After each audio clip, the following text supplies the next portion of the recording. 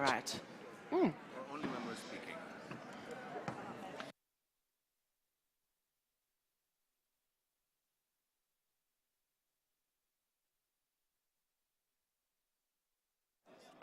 So, do I need to turn this off now?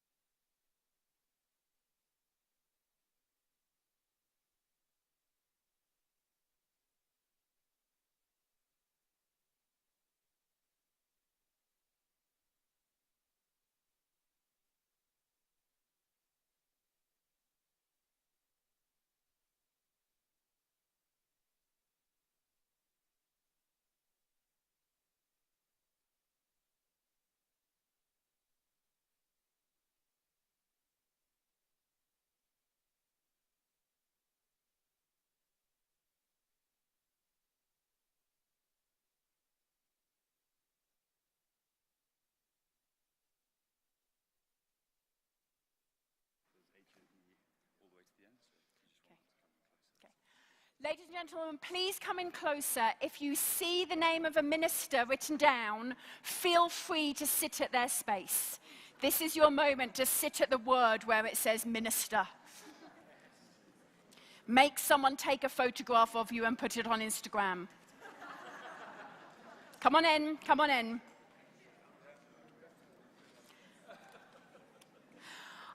In the interests of time, whilst we're still microphoning everybody up, I'm going to make a start. It is so exciting to be here. It is wonderful to be with you today. My name is Solitaire Townsend.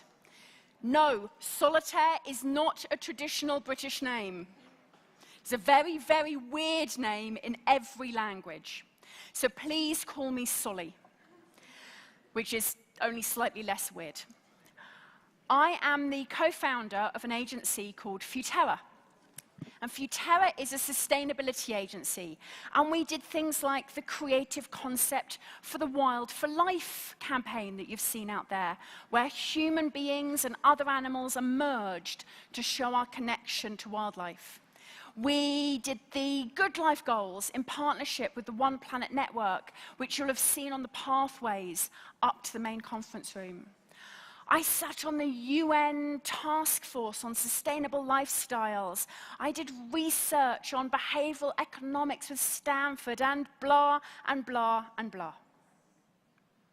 I've been spending the last 20 years trying to convince people to change their lives, to change their consumption in markets all around the world. And I've learned a few things. The first thing I've learned is that everybody is weird. Human beings are really deeply weird. We're complicated.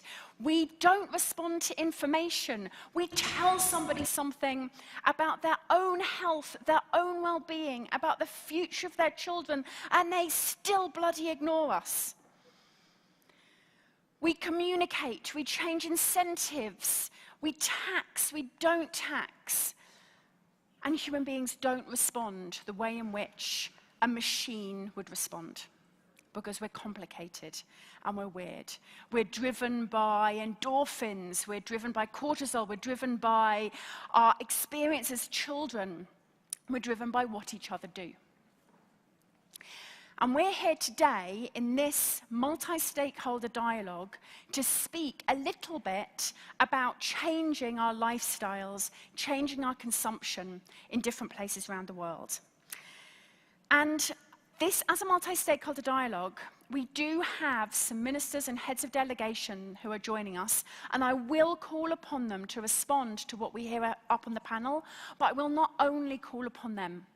I'm going to be asking for contributions from across this audience. I'm going to be asking you to contribute to this debate. Now, I'm not expecting definitive answers, nor am I expecting defensive speeches, because this is sustainable lifestyles. And who in here feels that they personally are already living a sustainable lifestyle? Or who in here feels they have the answers to how to do that? In fact, I went online just before coming up here to check in English how people were defining a sustainable lifestyle. Living within one planet's carrying capacity. Living in a way that contributes to the Sustainable Development Goals. Some people consuming more whilst others consume less. Living fairly, being mindful, being minimal. Love, I like that one, love as a definition of a sustainable lifestyle. Impactful. There is no one definition. But if we could bring the house lights up, please, for a moment. In the spirit of, so if you bring the lights up so I can see the faces of the people in the room. In the spirit of a dialogue, I'd like to start, before asking our wonderful panelists, I'd like to start by asking you what you think a sustainable lifestyle is. Now, we're not going to go person to person, but we are going to use the wonders of modern technology. So I would like you to go on a page, a website of slido.com. Slido.com. And I would like you to put in the code F739. So slido.com, F739. The people on the panel are more than welcome to do the same. And I would like you to put one word, 2 words if you're an iconoclast, but one word that sums up what a sustainable lifestyle is for you. So what one word is your definition of sustainable lifestyle? And we'll start by actually seeing what you guys yourselves come up with.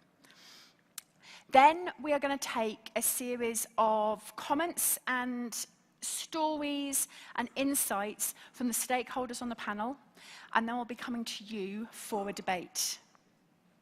Mindfulness, SDGs, planting trees, what a wonderful one. And feel free to caring, balance. Balance is a very interesting one. Vegetarian, degrowth, mindfulness. The biggest words are the ones which more than one person has used. Balance, meaningful, efficiency, zero waste, SDGs, responsibility, caring, that's a nice word, caring, empathetic, sensitive, keep life, SDGs. I'm going to ask for those to stay up there, keep adding to them for the next few moments, because we're going to take this as our working definition during this session. We're going to take this as our working definition of what a sustainable lifestyle is. Now, we've heard a lot about the policies around sustainable consumption, around innovations around sustainable consumption, around technology about sustainable consumption. But the first three speakers I'm going to invite to give us 4-minute only invites, I'm going to ask them to speak on solutions which are not about technology. And why are technology solutions to sustainable consumption not enough? I'm going to come first to Leila Ajalu. Close. I told them if I got their name wrong, they're allowed to call me Bob once in public. So we'll see if anyone does so. So Leila is the founder of Disrupt Design, Eco-Innovators, and Unschool. I'm going to ask her to start us off with 4 minutes on why technology is not enough. Great. Well, thank you so much, Solly. Not Bob. So we're here discussing sustainable production and consumption. And I would argue that that is in deficit of a very important word at the start. And that word would be design.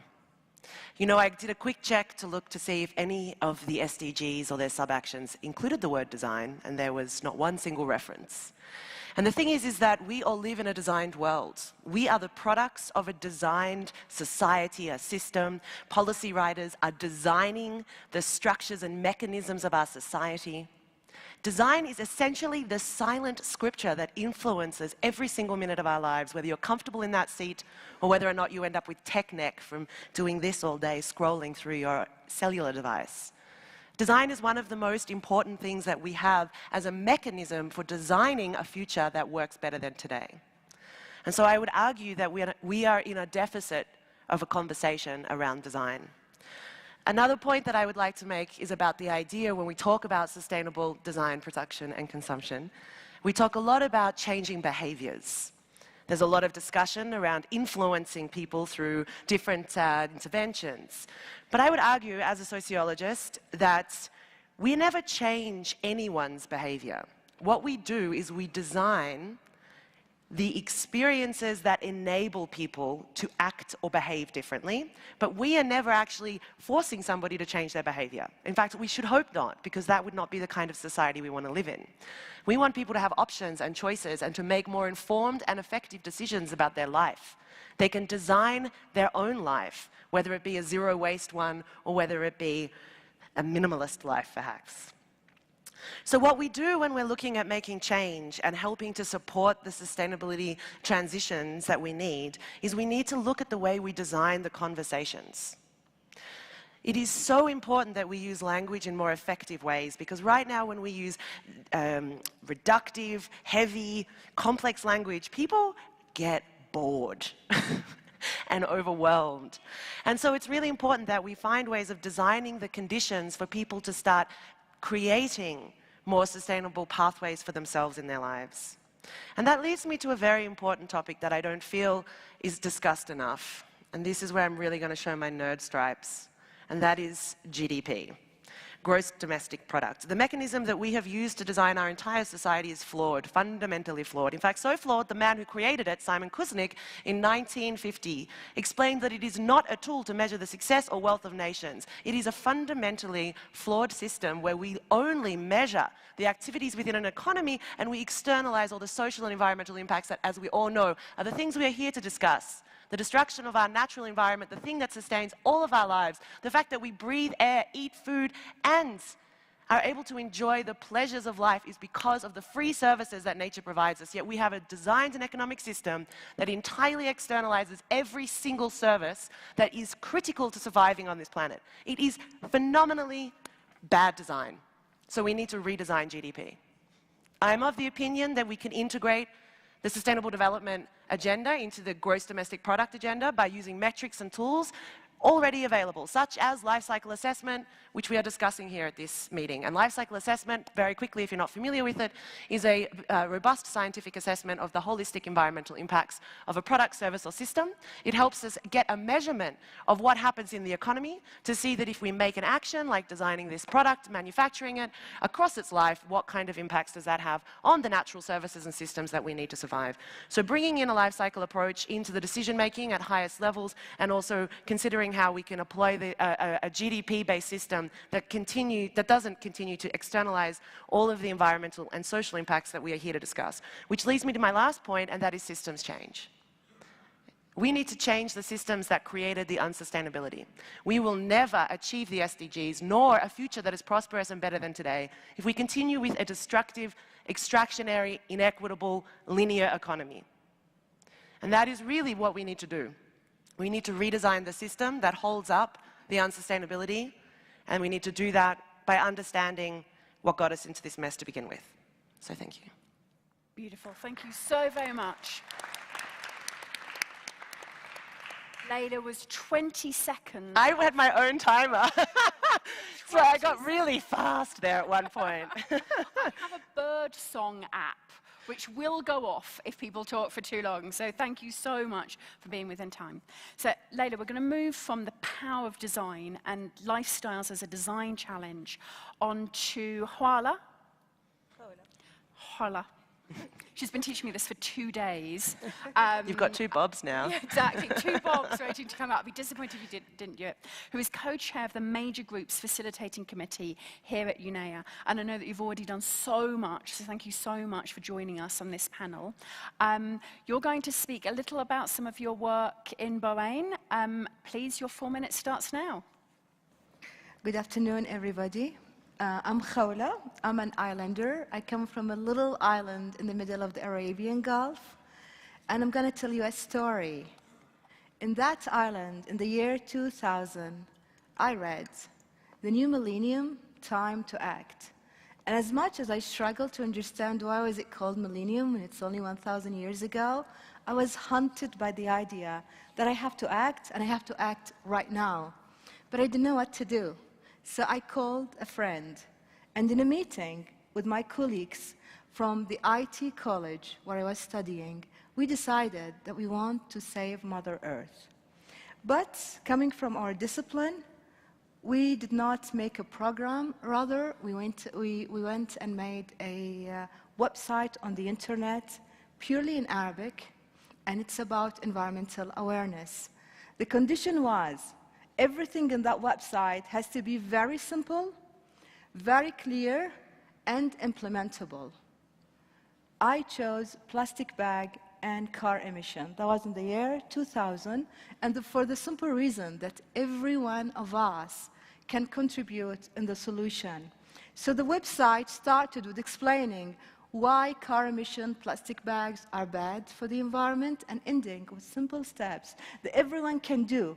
We even had a section for children with cartoon, with music, with lots of fun about how a child can lead a sustainable lifestyle. When we launched the website, hundreds of Arab from all over the Arab world and from other countries contacted us, sharing ideas and stories. One of the stories that I remember was an innovative solution coming from a Libyan who lives in UK, proposing a way to save water in worship places, in mosques, by 75%. We went public after that with the first Child and Environment Festival. We were trying to introduce values and principles, ways of recycling, and how can we have a fun day without waste. Many people joined us. So we signed as a legitimate NGO in the country, and we asked to see the Prime Minister. We explained to him what we want to do and our aspiration. And at the end of the meeting, he held my hand and said, "You know that you are the first lady president of a civil society organization ever existed in Bahrain." We did not know that. But more than 50% of our members were ladies. Were girls. We were men as well, coming from different cultural backgrounds, different religious background, different walks of life. We united only for one purpose, that we thought we could make a difference. In the coming years, many other NGOs in Bahrain slowly started to form for different subjects with clear presence of women and even leadership of women. The Little Environmental Leaders program that we started in 2000 started to show results with those little 5 years children reaching university and even work and starting a chain of reaction towards sustainability. With the social media boom, we saw many accounts dedicated for just zero waste, healthy lifestyle. Even some of them were making textile bags and bags out of palm trees that we have in my country and selling them to people and explaining to them that they can replace the plastic bags. All of them, with the one exception, we've noted 10 of them, are run by Bahraini women. The chain of change can lead to a societal change that could be permanent or that could change with time. But the main idea is that innovative solution could be technical, but they could be as well just an idea based on values and great dedication, creating chains of changes at different spectrum and leading to a societal change towards sustainability and even beyond. Carla, thank you so very much. That was beautiful. Thank you. What a privilege to have you here. Von Hernandez is Global Coordinator of Break Free from Plastic Movement. Von, we've had so much conversation about plastic, about single-use plastic over the last few days. How have you been working to change behaviors? Thank you, Zoli, and good evening, ladies and gentlemen. To answer the question, I'd like to make 3 points. Firstly, while the question is not really about technology, I'd like to say that we should not downplay the role that technological innovation plays, either in the resolution or exacerbation of the many environmental ills that we face today. However, key assumption is that technology fundamentally is not neutral, right? And that as responsible citizens, we must examine, interrogate, question the goals, the values, the inherent biases in the technological prescriptions that we get for our current environmental problems. I will put it to you that in our current over-consuming lifestyles are being driven and reinforced by some of these technological options, right? Technological options, for example, like single-use plastic, throwaway packaging, which unfortunately, despite years of schooling on sustainable development, are still prioritizing, or in the words of our earlier speaker, designed to prioritize and chase profits, economic growth, over other more important concerns, or other important concerns like human and ecological health. Having said that, we have to look at also what's happening in places in the global south, and this brings me to my second point.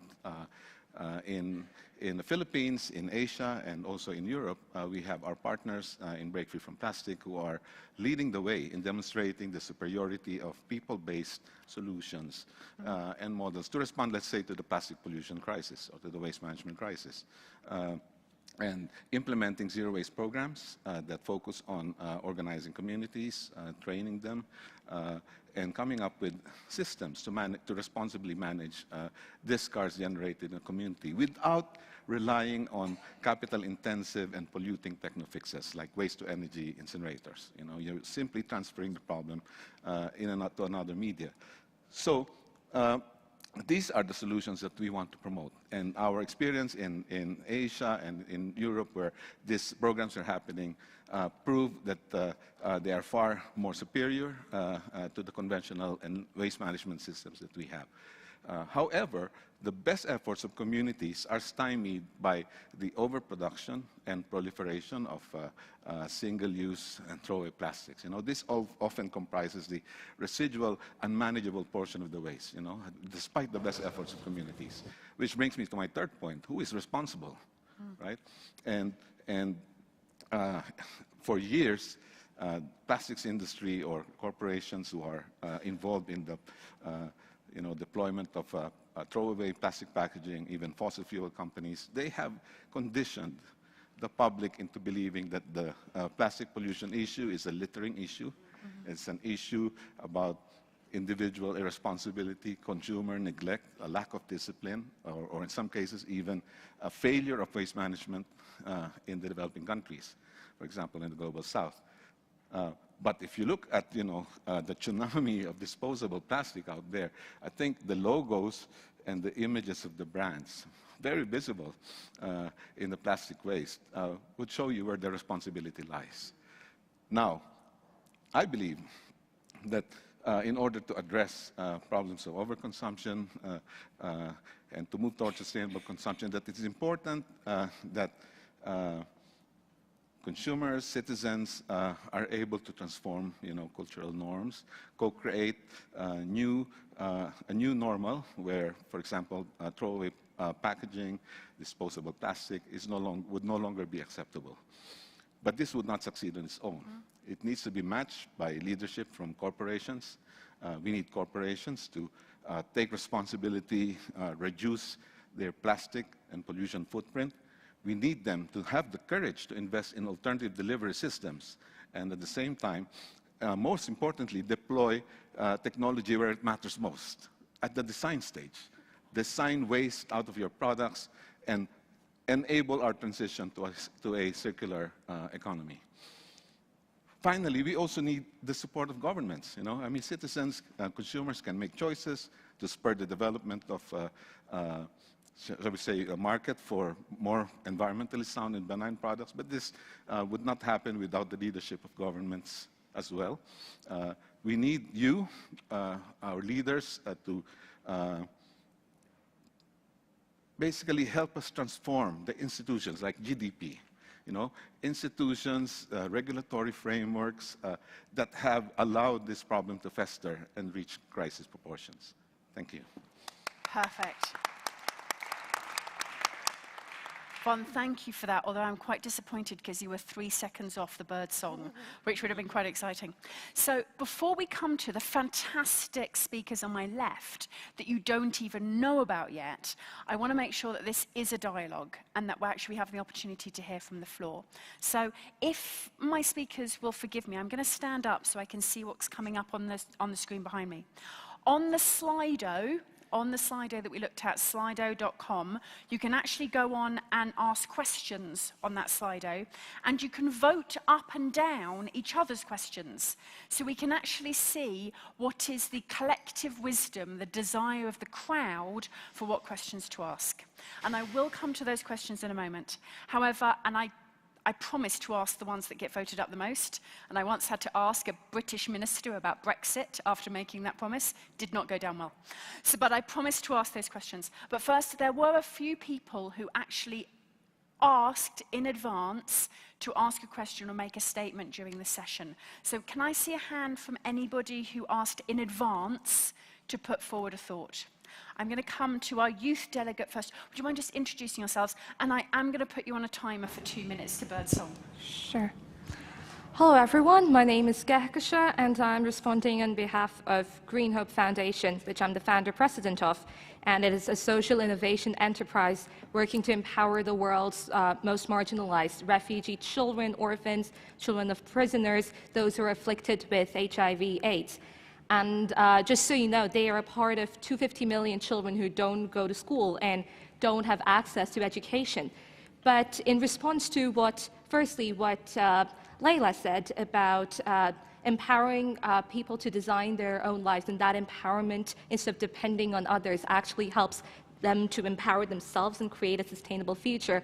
I think that is so true, especially in relation to the marginalized children who have so much untapped potential and want to do more, but actually don't have the opportunity. So I think design plays a very important role when working with them.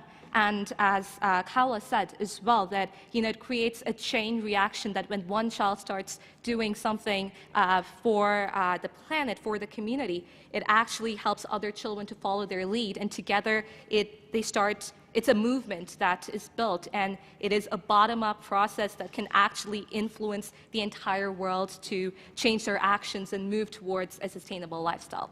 Thank you. Beautiful. Thank you so very much. The power of children to influence each other. Wonderful. Are there any other? I think we had one here. Yes, thank you. My name is Joanna Drake. I'm the Deputy Director General of DG Environment, European Commission. Well, to answer your question, is technology enough? We all know that it is not. We need to bridge that with so many other things. Of course, assuming that we're understanding that we do understand that the current linear model of the economy is unsustainable.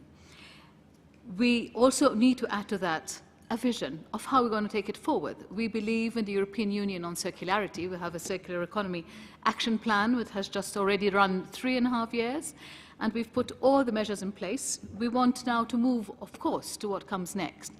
But, of course, apart from that, you have to have a very solid framework of environmental legislation and regulation, of course. But we believe of putting your money where your mouth is, and I think not only do you need to influence behaviors, you also have to encourage and offer solutions for those behaviors for the consumers at home. Not only children, of course, but that is really important for future generations, but I guess it's also the adults who are also at home influencing their children as well. So, of course, in the European Union, we have invested in some solutions, like the eco-label, for instance, which are actually designed products that at the end of the day, are actually giving people comfort that they are using much less in terms of resources, and that also they are going to be repaired and reusable and recyclable. But that, again, is not enough. You have to do much more than that. We have to encourage less consumption. We have to have much more in terms of, let's say, public procurement. We know that there's a huge percentage of procurement that is done by public enterprises, by public bodies, by governments. They themselves obviously have a huge window of opportunity. We have to think about the enablers and the incentives, the financial ecosystem. Yesterday we had a real good discussion on what systemic changes need to be done in the financial system. And of course, we believe that at the end of the day, consumers need to have the comfort of having the peace of mind of actually being at peace, at one with nature and with the future. Thank you so very much. Thank you. I'm also very apologetic. The bird song sounds slightly like my phone having a meltdown. That was British bird song. Any other comments? I'm going to come to one comment here. Yes, I will come to you in the second round. Thank you. Cool. Thank you very much, Solitaire. I'll keep this brief because I know we're short time.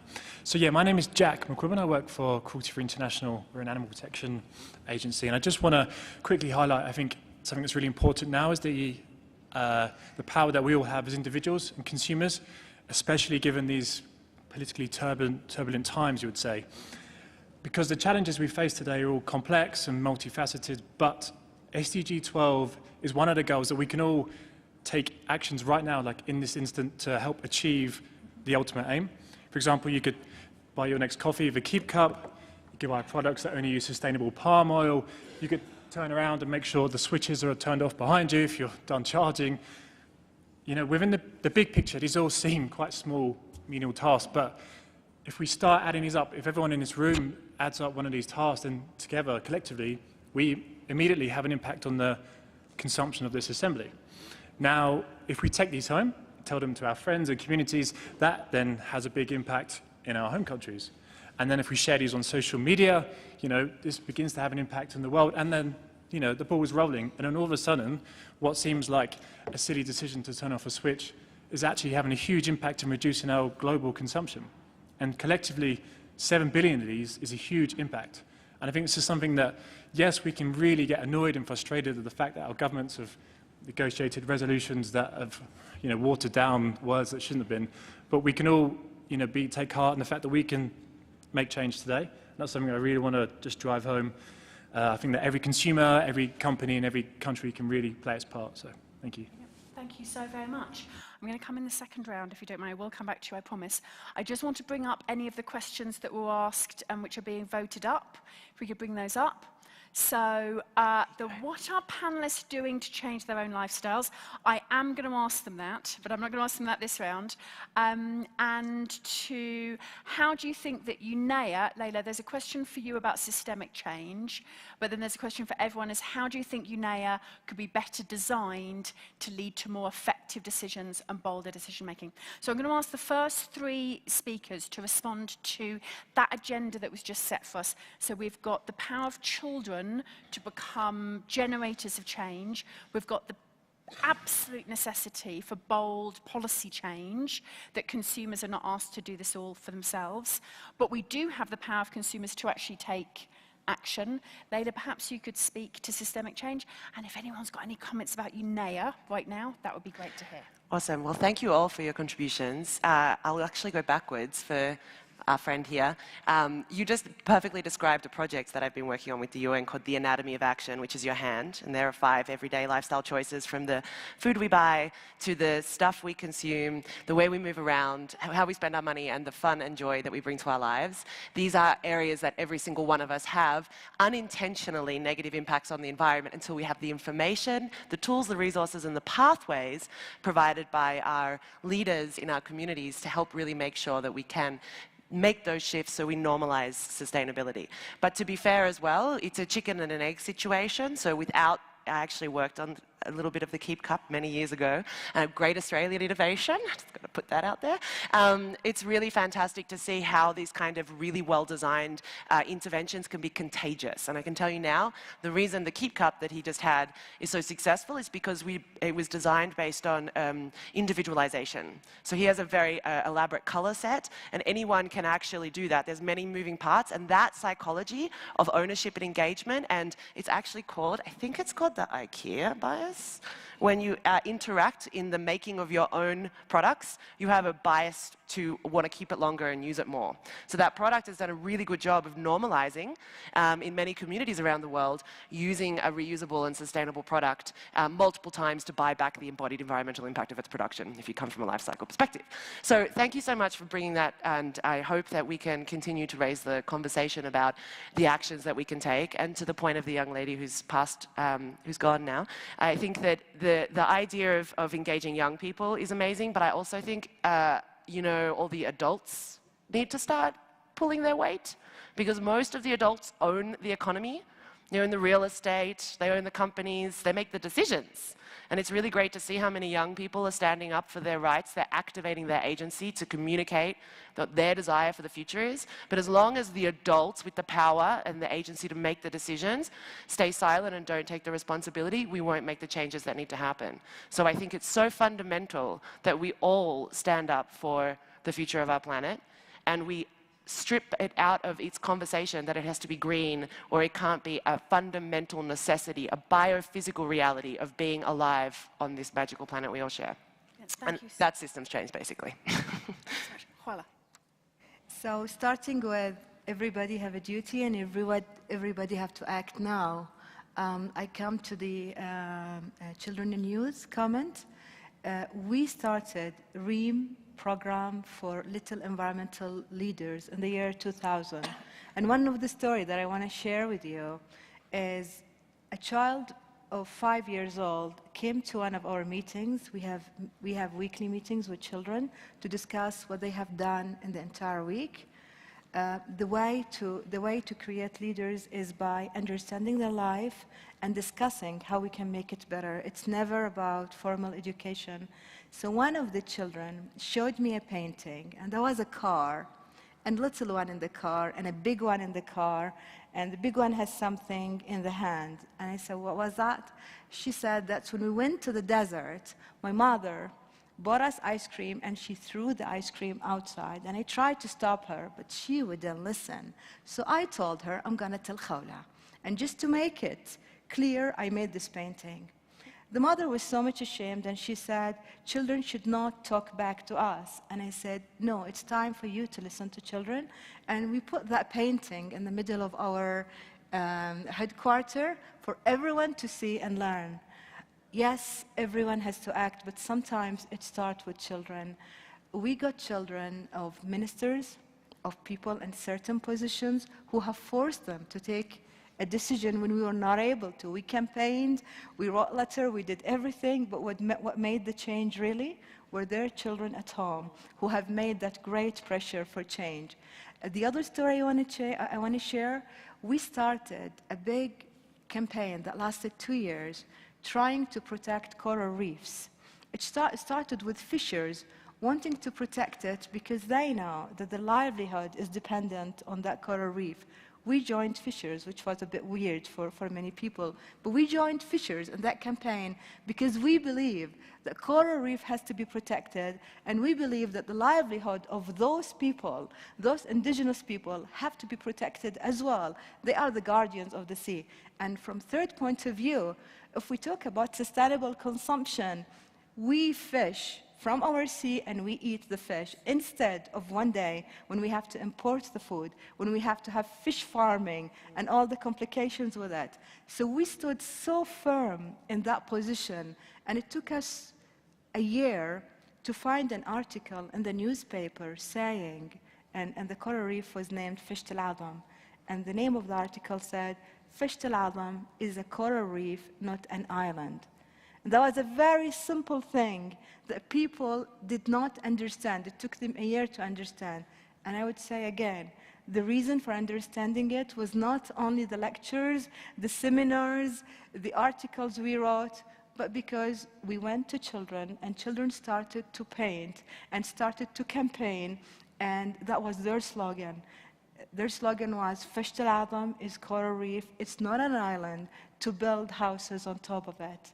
So the power of children, the power of youth is something we saw in our life, and we think they can lead.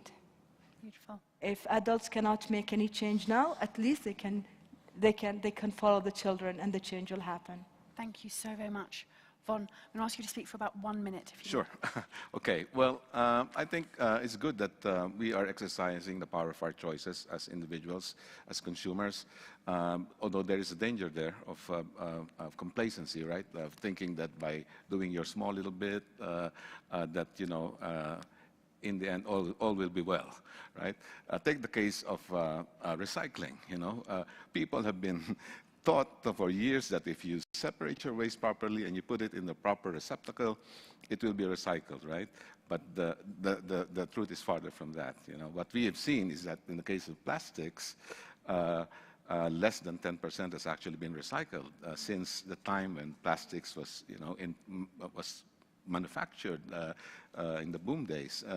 And it's a 70-year track record of industry that shows a failure to actually do what they said they would be doing. So this is where citizen and consumer vigilance is required, right? And we cannot just take these things for granted. We need to challenge the system that is producing this practically unmanageable products and problems for us. Thank you, Von. I think it's often forgotten that consumer behaviours are not just consumer behaviours, that actually voting is a behaviour. Teaching your children is a behaviour, campaigning is a behaviour. Those are all behaviours as well, not just what we buy. So thank you very much. So I'm now excitingly going to turn to my left, and we're going to take 3 more very, very strong inputs into this debate, and then we'll open to the floor again. And I'm going to start with João Campari, who's the Food Global for W. I think we can. Mike? Now it's on.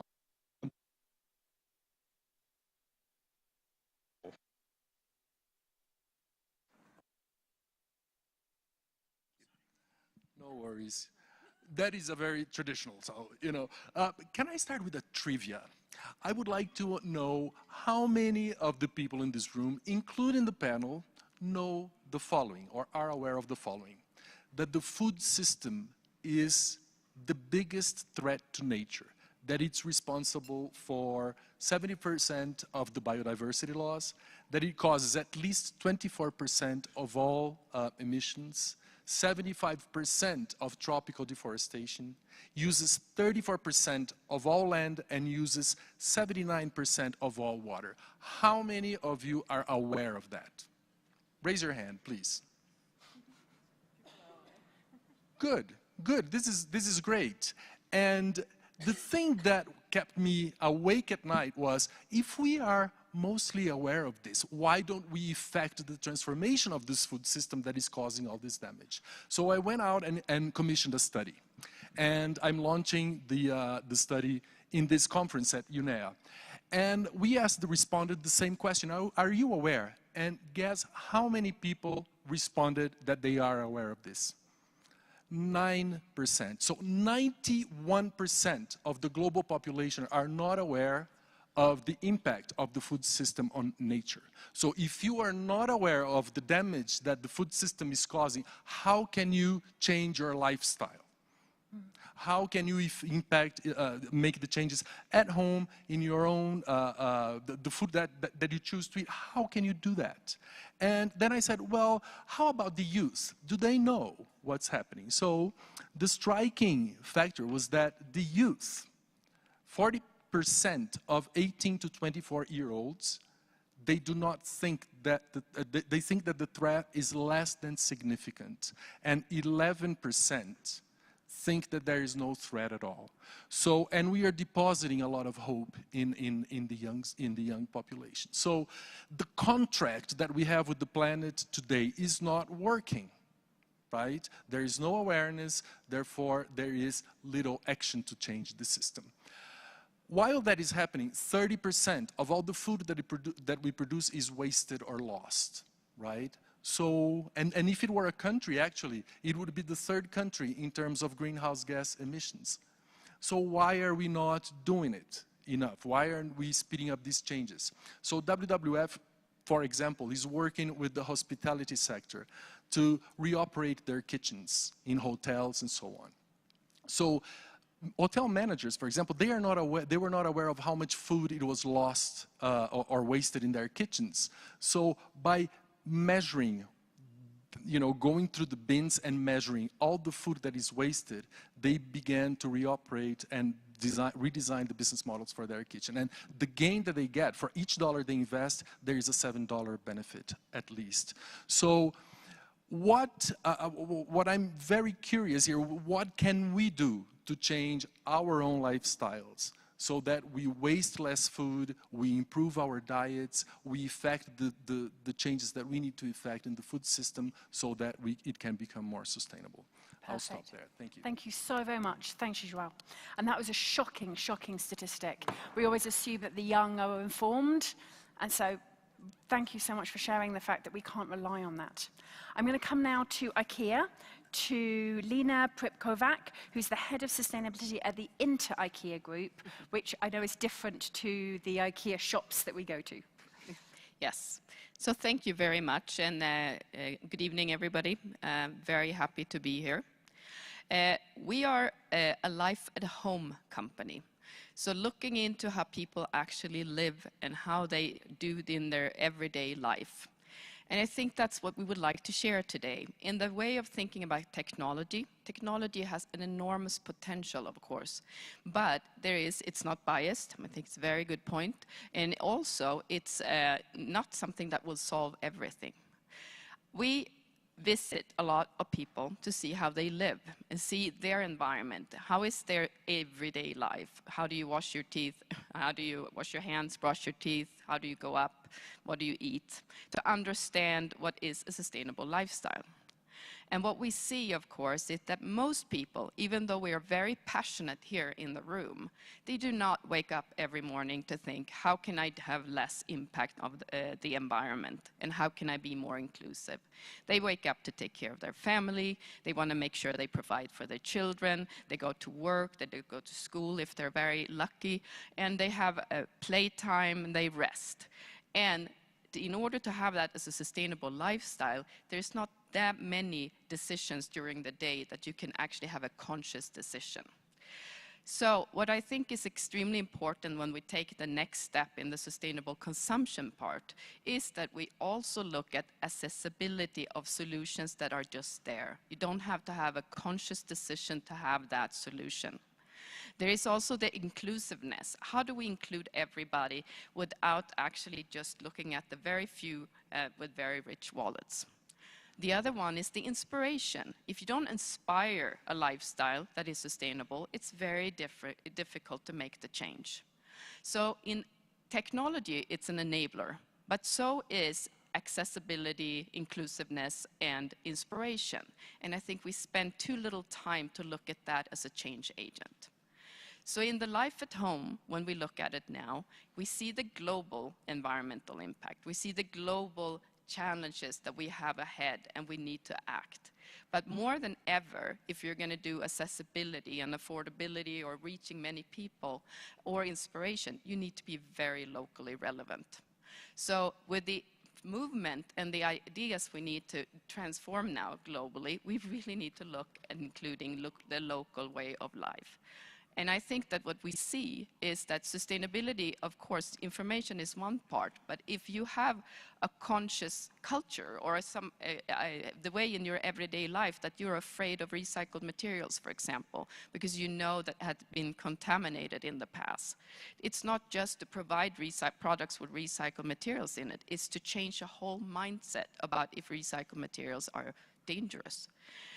It's also about how we serve food. If we are used to having a good deal, it's an enormous amount of food on your plate, and you think that less food on your plate is less good, then you're going to have a change behavior that is very difficult.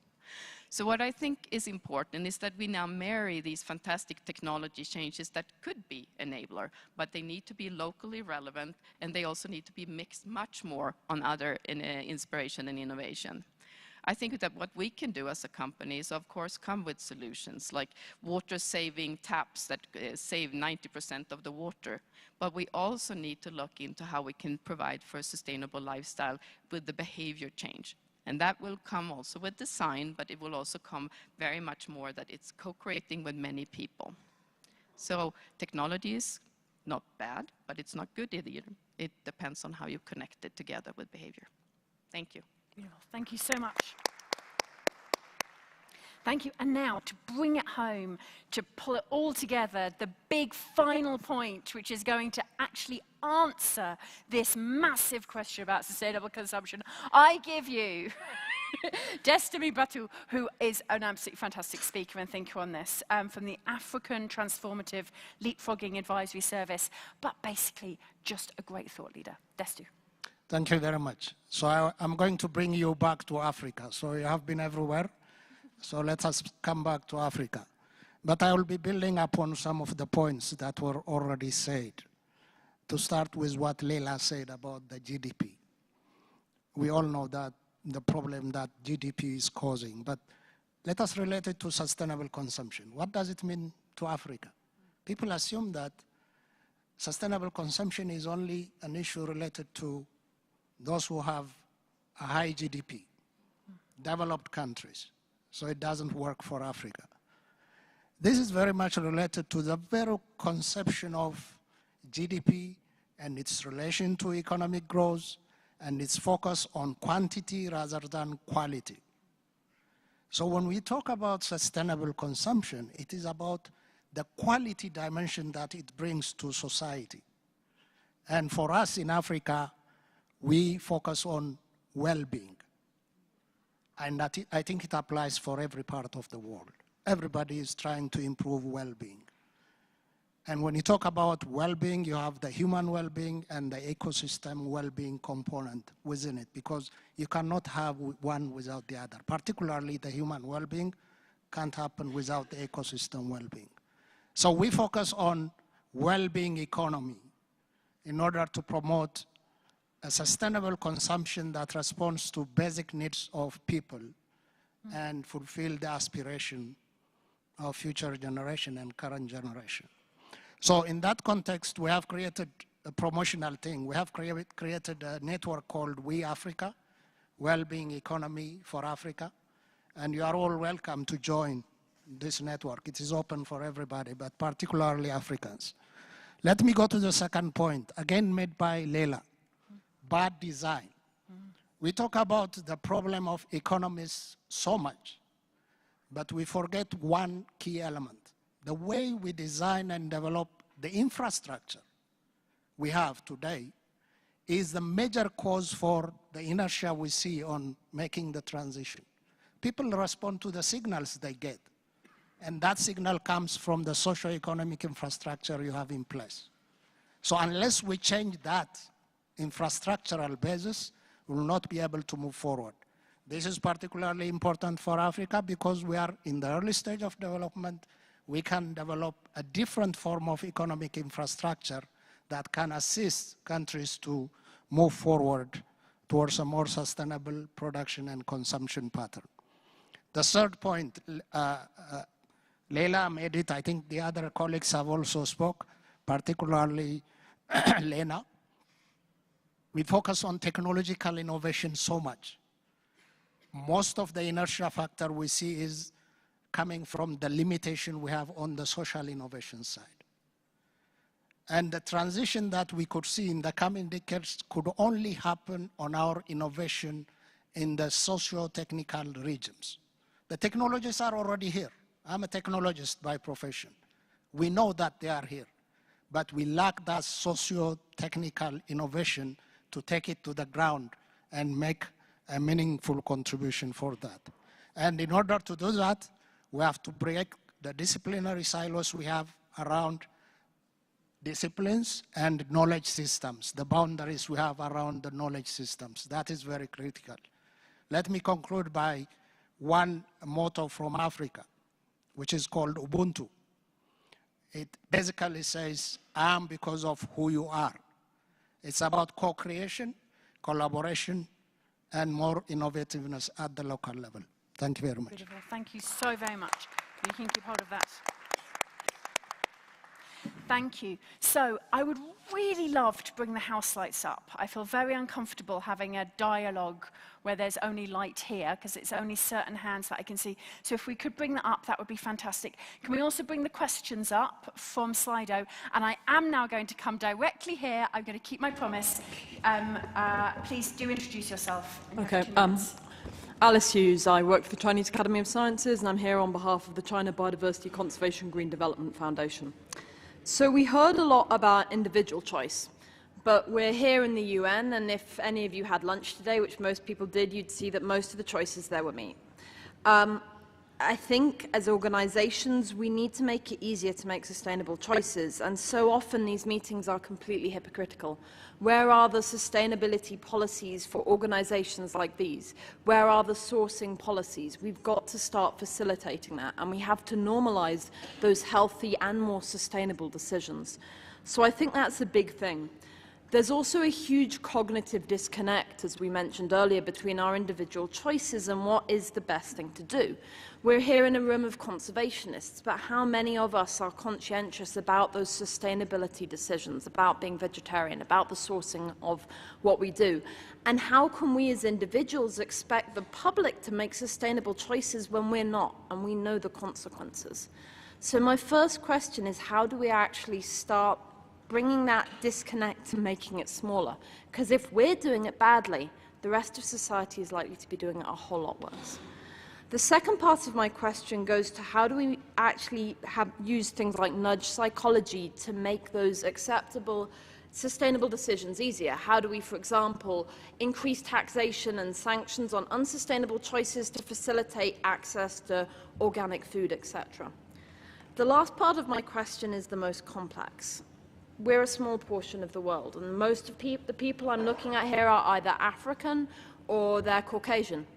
I live in Asia. I've lived in Asia for the last 13 or so years. Most of the world's population lives in Asia, and diets are getting less sustainable, and people are wasting a lot more.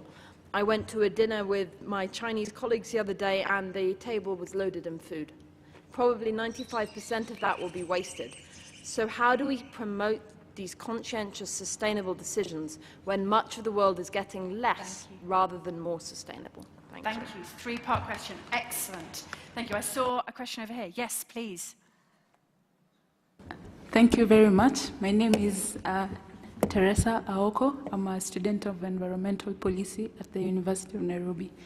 I do think that, or rather reflect on this entire UNEA experience as having excluded environmental philosophers who actually will be relevant in helping us question our fundamental ideas or beliefs about how we relate to the environment and what we think is critical in terms of the judgment we make regarding our choices, our actions, and what we do with the environment.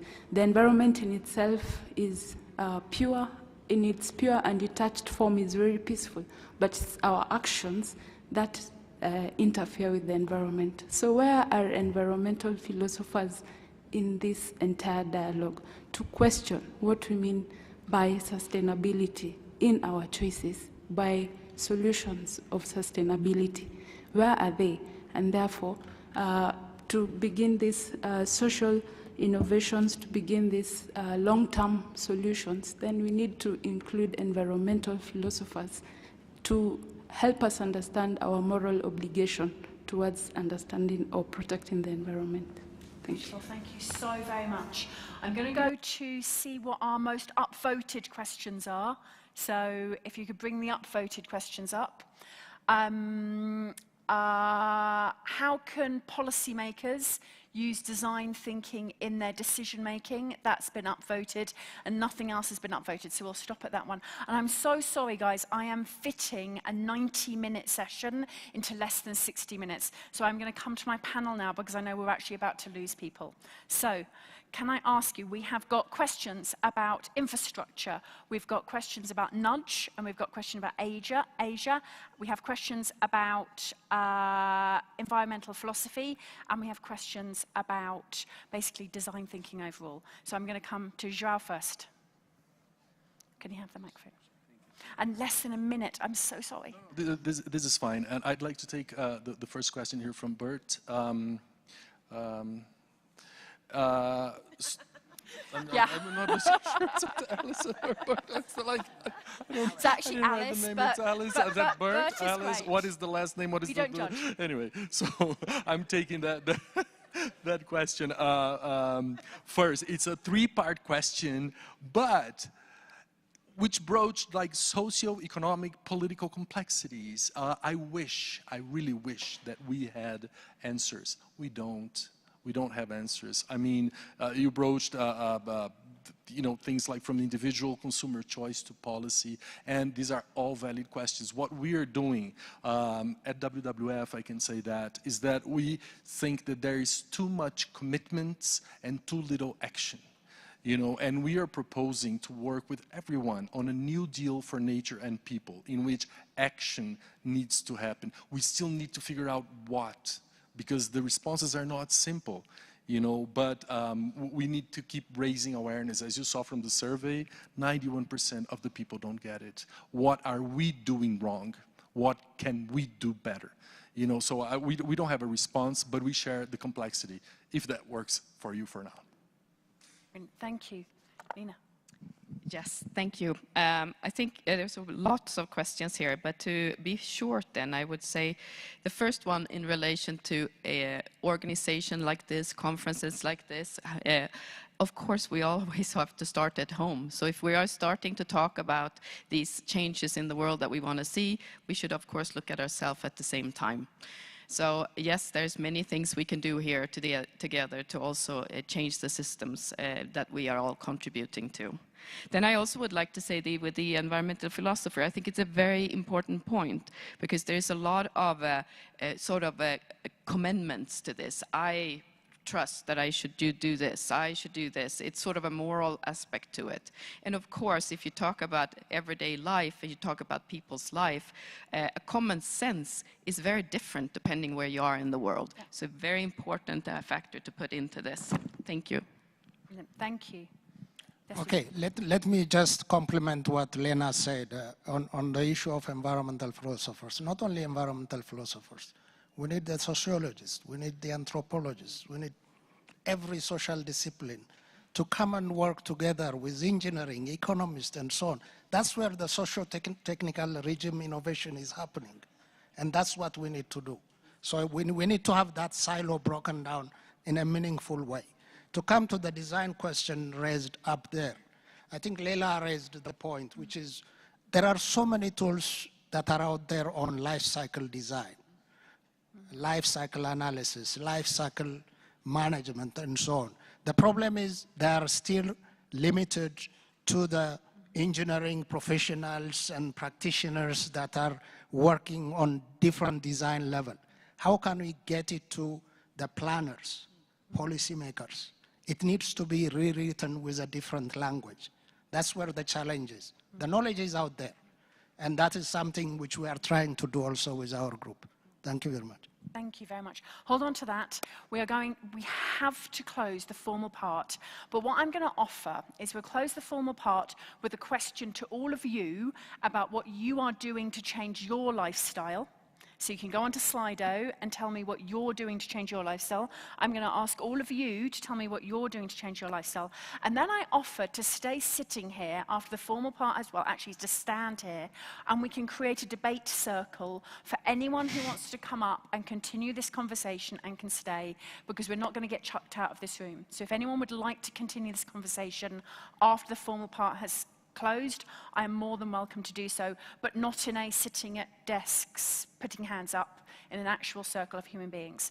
So as you're answering on Slido and bringing up the word cloud of what you're doing, I'm going to go through quick fire. Joao, what are you doing to change your lifestyle? Instead of when I eat something that is really delicious, I had the habit of asking for the recipe. So nowadays, what I'm doing, I'm asking the host or whatever, where does this delicious food comes from? Whose labor was put into it? Do you know the trade-offs that went in so that you can appreciate this food? So I like the word mindful. So this is what I'm changing on this. Do you get uninvited to dinner after that? No. Very personal question. No, I think I'm privileged and I have so many possibilities and responsibilities, and I've changed my lifestyle quite a lot, actually. I think all the clothes I have right now is second use. I have not bought any of that new. I'm actually a vegetarian, but I think that's an option that people have to decide, of course. So yes, it is part of my daily life, but it's also important to say those are my decisions, because I also have a quite privileged life. So I can do things that maybe some others can't. Thank you. Destu. Yes, fortunately, as a fellow of the Ethiopian Orthodox Church, I'm almost more than 60% of the year we are vegetarians. So we don't eat meat for 60% of the year. So that is one part of my life. And the other is I have significantly reduced my commuting practice by designing my office, my living, and my neighborhood around the same area so that I can just walk around. So that is something which I was able to do after retiring from the United Nations. Now that has an impact on well-being as well. I think so, yeah. I'm going to come this side, and everyone here has mics. So yeah, my biggest footprint impact is travel. I travel a lot for work. I'm a vegetarian. I repair all my clothes. I do all that kind of stuff. But I most recently invested a small amount of life savings in a farm so I could reforest it and sequester all of my personal carbon, and also learn how to grow my own food so it comes full cycle, and then to make a learning facility for other people to learn from what I've learned in going zero waste in my lifestyle. It turns out it's really easy to make everything, including oat milk, from scratch without any packaging. Awesome. Juala. Reorganizing my house and the family houses, putting everything in a presentable way. Whatever does not get used, go to other people. Started the motion of we're not buying new clothes, we're not buying new items, we cycle things in between us. Hopefully that will increase to involve the members of my NGO and other people in the community. And we post all of this into Instagram day by day. We tell everybody we're not perfect, we're doing mistakes every day, but we're changing. We share this with everybody. They see us, they see what we're doing. The youngsters are doing the same. So we're creating a chain of change, but we're starting with ourselves. Thank you. Von. In our household, we segregate our waste, we compost organics, and very consciously looking at the stuff that's, the residual waste that's problematic, and looking for alternatives constantly, and sharing those with others. Yeah, thank you. I'll be very honest. I also am vegetarian. I also don't drive. But I think the biggest thing that I've done in my life is I've chosen not to have children and to invest in the children that we already have in our family, because we are equal to this generation and the next generation already. So we decided to do a one-for-one. So investing in those already. Although that still gives me a lot of love and a lot of Christmas presents to buy. So, vegetarian, waste food, second-hand, solid shampoo, excellent one. Recycle, massive, not sure what that word was. Naked, also excellent. Locally, minimization, textiles, renewable, starving, electric, green, single, being single, running, great win-wins between. So one of the things which I think is so often neglected is that a sustainable lifestyle is better for you. That by eating differently, by moving differently, by living differently, by being mindful, by being informed, by thinking about designing our lives, by actually having love and compassion for Mother Earth, having a connection to other human beings, that's easy to sell. It's much easier to sell being happier, being more well, having better sleep, having a longer lifespan, having closer relationships, having more warmth and love in your life than it is to try to sell being sustainable. So thank you so very much for joining. I do promise I will stay here and we'll have a debate circle with anyone who can stay. We did a 90-minute session in 60 minutes. Thank you so very much, my speakers, and to all of you who came. Thank you.